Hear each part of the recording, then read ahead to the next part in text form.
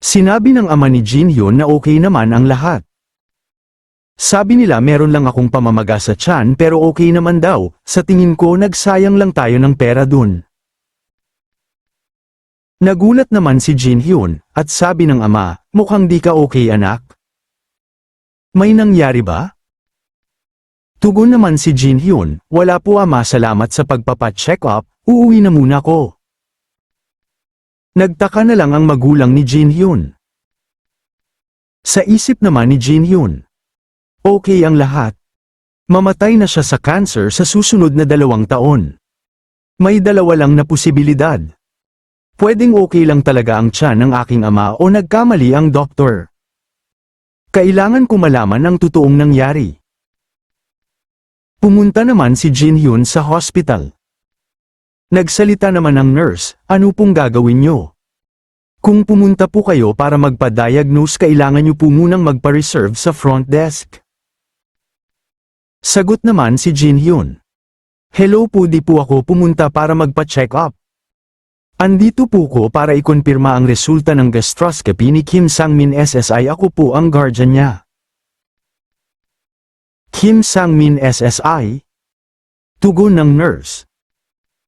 Opo, mga 2 PM po kahapon siya nagpa-gastroscopy, sagot ni Jin Hyun. Hinawakan naman siya sa ulo nito. Ikaw ang guardian. Sinabi na ng doktor ang resulta ng iyong ama kaya huwag ka na mag-alala. Sa isip naman ni Jin Hyun. Dahil sa bata siguro ako, gusto ko na tumanda. Salita naman si Jin Hyun, tungkol po sa resulta, may gusto po akong pag-usapan sa doktor, kaya gusto ko po siyang makausap. Sagot naman ang nurse.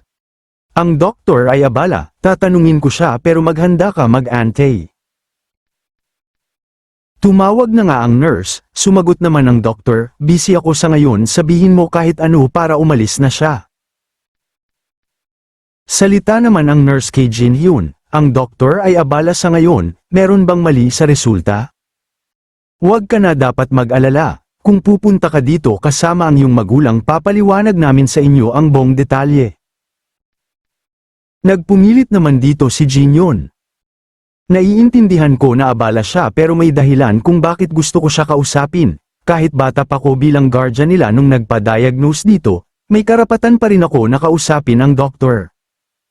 Kaya pakiusap, sabihan mo pa ang doktor. Tumawag naman ulit ang nurse at sabing di daw aalis hanggat di siya nakakausap. Pinapanta naman siya, doktor.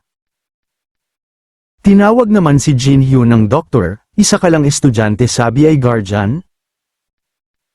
Sagot naman si Jin Hyun. Ako po ang anak nila. Sagot naman ng doktor, ayon sa resulta ng ama mo wala naman akong napansin maliban sa pamamaga, pinaliwanag ko naman ito sa iyong ama. Sagot naman si Jin Hyun. Anong uri ito ng pamamaga? Isang uri ng chronic gastritis, sinabi ko na ito sa iyong ama. Saad naman ni Jin Hyun. Erosive or metaplastic ba ito? Wala bang kahit anong area na may posibilidad ng early stage ng cancer? Nagulat naman ang doktor sa mga tanong ni Jin Hyun at sa isip niya, nag-research siguro muna bago pumunta dito, halos lahat talaga ngayon nasi-search na. Saad naman nito, isa longtong pangkaraniwan na erosive gastritis. Sagot naman si Jin Hyun, anong katawan? Sa post-wall ba ito? Ang post-wall ay parte sa loob ng tiyan ng tao. Napaisip naman ng doktor, teka, natignan ko ba ang area na yun? Patuloy naman dito si Jin Hyun, meron po bang pagdudugo? O atypical gastric wall? Wala naman, sagot ng doktor. Patawad po pero gusto ko makita sa sarili ko ang picture ng gastroscopy, tugon ni Jin Hyun. Nagalit naman ang doktor, ang sinasabi mo ay wala naman, kung yan lang ang pinunta mo dito umalis ka na dahil marami pang magpapa-check up. Napasigaw naman si Jin Hyun, pakiusap, nag-aalala lang ako sa aking ama. Kailangan ko itong makita. Tawag naman ang doktor sa nurse, nurse tawagin mo na ang kasunod ng pasyente. Sagot naman ang nurse, kailangan na ng doktor ang kasunod na pasyente. Nagalit naman ni dito si Jin Hyun, Medical Penalty Enforcement Act. Ayon sa Article 21 Clause 2 ang doktor ay dapat sumunod agad sa request ng kadugo o relatives ng pasyente na tungkol sa medical history or anumang data. Kung paaalisin mo ko ngayon ikaw ay mapaparusahan sa paglabag ng medical law. Nainis naman ang doktor, okay sige tignan mo na. Tignan mo ang picture na gusto mo. Yang pula na yan ay may pamamaga. Maliban dyan wala nang ibang issue sa tiyan niya. Sa isip naman ni Jin Hyun wala ba talagang kahit anong cancer? Napasigaw naman dito si Jin Hyun, teka tignan mo yan, oo yan, dito. Yan hindi ba cancer yan sa tiyan? Sa isip naman ng doktor, ano? Hindi impossible, sagot naman ng doktor.